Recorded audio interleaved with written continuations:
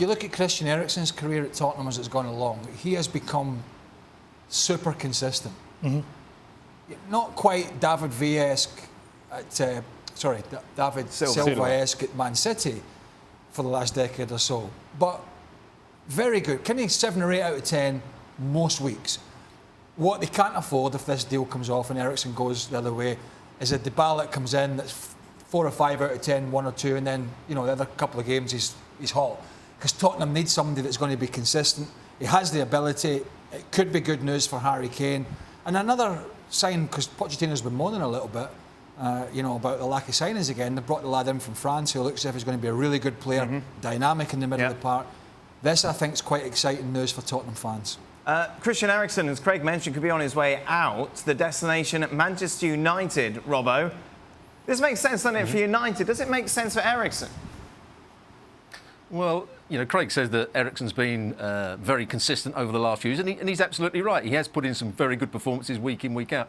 But if you talk to Spurs fans and you talk to people around the club, they would be quite happy to get a big, sizable chunk of money for him because they don't think he plays in some of the big games. They don't think when they play against the big teams, he goes missing sometimes when they have to do the defensive side of the game as well.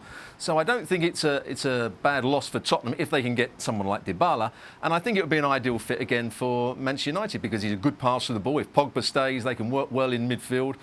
So I think it works for both teams. And he often, I say he doesn't play well against the big teams, but he's often played well against Manchester United. I know Craig would say they're not one of the big teams at the moment. Everyone a winner in that deal? Would you agree? Well, I mean, if you think about it now, he's at a club that potentially are going to be the ones to be in the title race, Tottenham, if there is a third team. They're going to be in the Champions League again. They're a more settled squad. They're a better footballing side. They've got a better manager.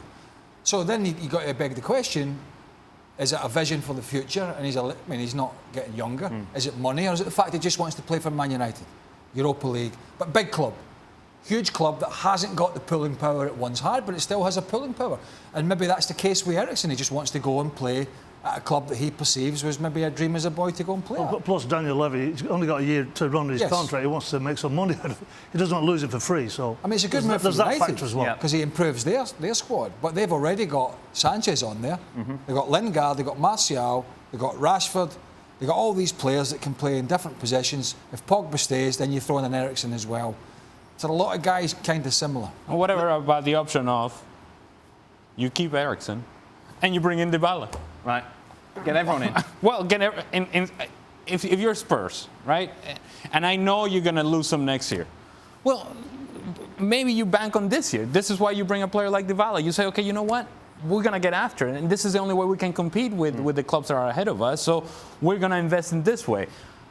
I'm not sure that Spurs is in a position to just kind of let Christian Eriksen just walk away. I would suggest that they're in a position where maybe they can close the gap.